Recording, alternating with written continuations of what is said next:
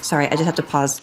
Just so you understand, all of you have seen this movie way more recently than I have. It's been, if not over a decade, maybe 2 decades since I've seen this movie. So this is amazing. Hello, I'm Anne Hathaway, and today I will be rewatching scenes from throughout my career.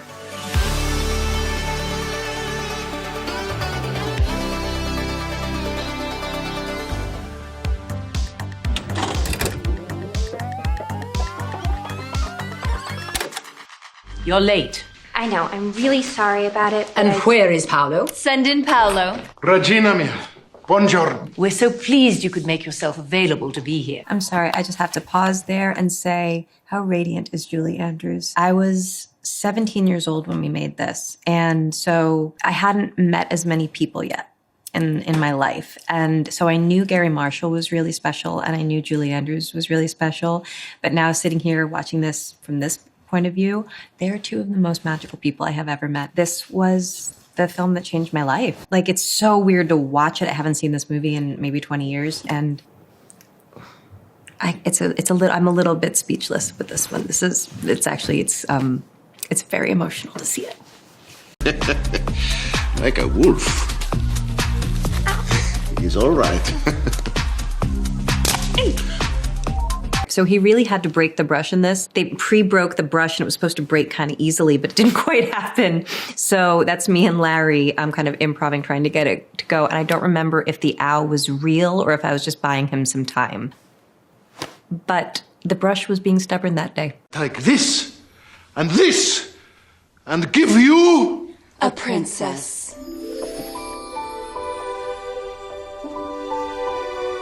I don't know what to say. It's like it's almost too big to...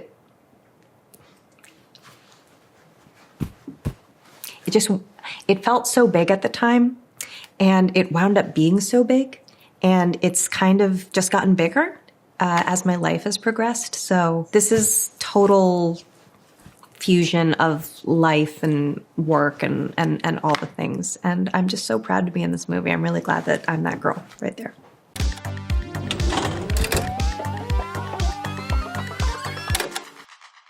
This is foul. Don't let her see it. Emily is so brilliant in this movie.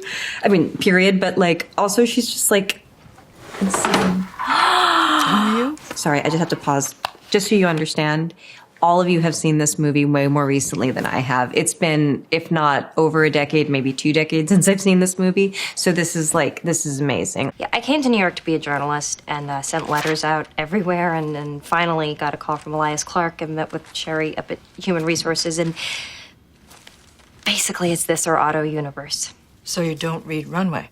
I was there the first time Meryl walked into that set, and I saw the way she respected the work of our production designer, but also like crafted it into something that felt more the way she saw the character. And I was such a sponge around her. I just wanted to absorb everything the way she did it. Look at that wig. Oh my God, Roy J. Helland, who is the next level at his craft. And you have no style or sense of fashion. Well, And just look at my wonderful costume. I mean, I know the costumes wind up becoming more glamorous, but I have to say that is post-grad frump gorgeousness right there. I remember thinking the corduroy of the jacket felt like the right choice, and I knew that color sweater, the kind of bruised lilac, wasn't the most flattering on me. So, sorry, I'm taking up too much time. Oh my gosh, reminiscing is fun. That wasn't a question. I was editor-in-chief of the Daily Northwestern. She's being very I also won a national competition for college journalists with my series on the Janitors Union, which exposed the exploitation of...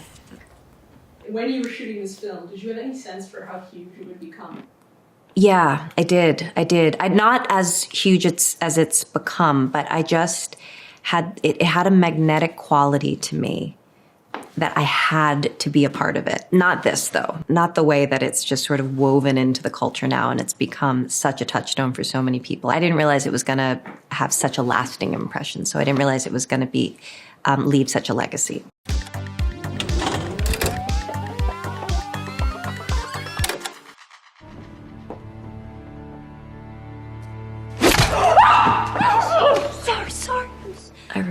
every second. I remember every second of all of this, but I remember every second of this. It is Mr. Wayne, isn't it? I'm so thrilled I'm in this movie. You wouldn't beat up a woman any more than I would beat up a cripple. Oh, that's such a good edit. Sometimes exceptions have to be made. Oh man, I worked so hard on this backflip. Good night, Mr. Wayne. Christopher Nolan came to me at the beginning of production and he said, I'd like you to train very hard for this. It has nothing to do with anything except that I would like you to do as many of your stunts as possible, as much as of the fighting. Anything that, you know, isn't like a ridiculously special skill set, like riding the bat pod. I want to be you. And I want you to be able to do it every single take, and sometimes we film these sequences for 3 days. And I said, sign me up, no problem. And so I went straight to the gym. And up to this point, this was the hardest I'd ever trained for a role physically. Michelle Pfeiffer's Catwoman was everything to me growing up. So when I found out that there was a chance for someone of my generation to play Selena Kyle, I was just like, and with Christopher Nolan and this franchise that was so unlike anything that had ever been. I wanted to do her justice. And it's kind of cool to see it right after those first 2 roles where I was playing such kind of younger women who were a little insecure and unsure of themselves. They're stuttering a little bit more. And to see the scene begin that, and then that oops happens. Oops. Nobody told me it was uncrackable. I'm kind of amazed that this happened and that's me. That's really cool.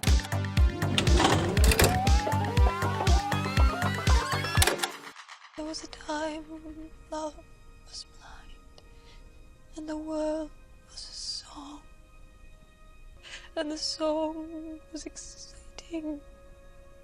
I just feel really bad for her. So my mother played this part, and we were talking about it, just the song and the interpretation. And I told her that I sort of imagined, when you're watching a match go out and you just hope it stays alight, but it shrinks, and you just want it to hold on, but it doesn't. That's what this song is for me. It's the extinguishing of a flame, which is just so sad. So when I see that, I'm watching someone's life like drain out of them. So it's hard to watch. There are dreams that cannot be, and there are storms we cannot weather.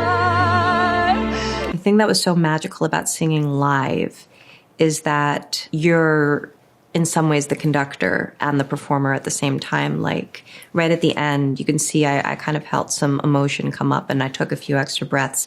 If you're on stage or in maybe a larger number, or if you're doing it to a track, you have to decide all of those things in advance. And so a spontaneous thing occurring like that, it might not make it into the movie. And so being able to do it live allowed us a certain amount of emotional freedom.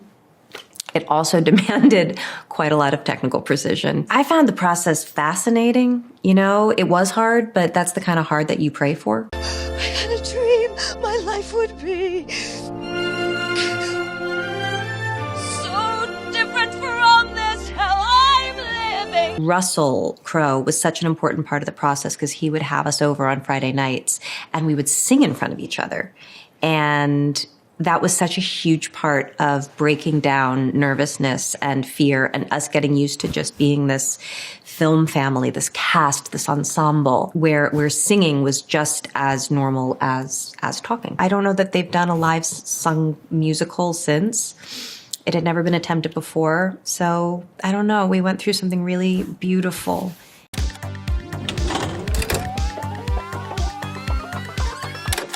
This is a surprise. I did some online sleuthing for a salon of Silver Lake, and I had this fairly large empty flat in London that desperately needs some artwork. So I was thinking maybe you could...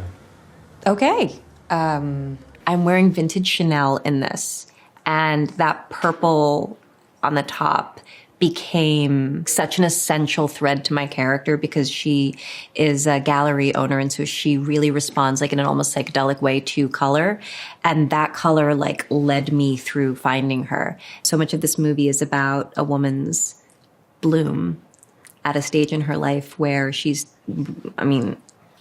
where women are often told that we're going too dull, but actually she opens and learns more. And so the color palette in this movie was so important. And anyway, I'm just really enjoying seeing it. So these pieces were thrown by a fantastic potter we work with called Susan Habel. She threw them at the wall? No, that's what they call it when they do the work on the wheel. It's called throwing.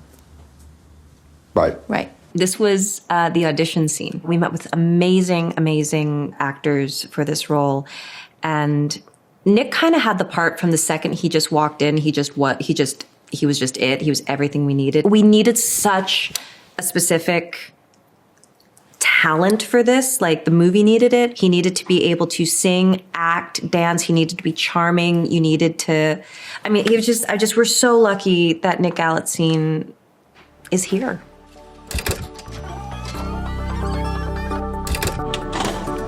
I'm proud. I'm not someone who spends a lot of time looking back or reflecting. I work really hard to be present and to look at like kind of what's coming. So this has actually been a joy. And I'm really proud to have a filmography that makes me so happy and brings me so much pride. That's lovely. Thanks for watching.